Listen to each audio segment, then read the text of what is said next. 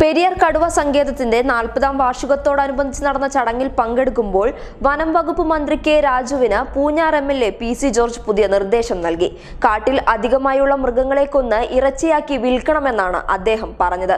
ഇതിലൂടെ ഖജനാവിലേക്ക് അധിക വരുമാനം എത്തിക്കാമെന്നും ജനവാസ കേന്ദ്രങ്ങളിലേക്ക് ഇറങ്ങി ശല്യമുണ്ടാക്കുന്ന മൃഗങ്ങളുടെ എണ്ണം കുറയ്ക്കാമെന്നുമാണ് അദ്ദേഹം പറഞ്ഞത്.